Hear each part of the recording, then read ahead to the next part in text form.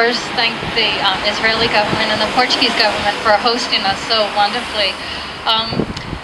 You know, as you can imagine, growing up in California, hearing stories of Portugal's kings and queens and castles years ago was very surreal to us.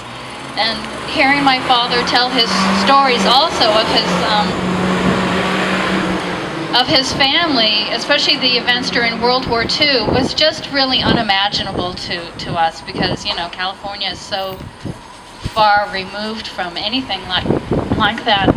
And during the 80s, when the International Committee was founded and really took off, it was then that we were able to meet various refugees and visa recipients. And it was at that time that, at least for me, it became very real.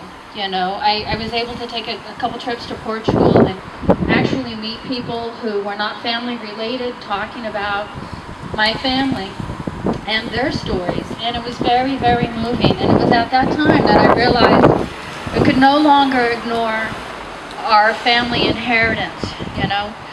And it was then that my generation got more involved with these events. And I mean, of course, too, we were more coming of age. You know, we're no longer 7 years old and stuff. But it was very, very powerful.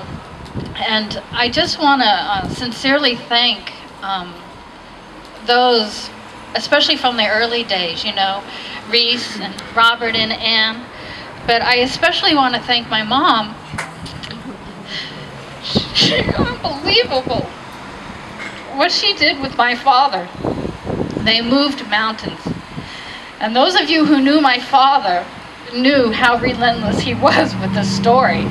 And God bless you. So anyway, you know, I just want to thank everybody, because the inheritance we received from my grandfather was the example of courage when fear was all around him, and the example of dignity and integrity when there were people ignoring that. There was the example of honor. But I think the greatest example was that of love, you know. He loved his family, but he just loved, and he took all his actions with love. And he often said, I welcomed this opportunity with love, and I would do it again. And I'm amazed by that. And for me, I feel like that is my greatest inheritance. And I'm not good at it. I practice every day. I feel like I have to, but you know, I have,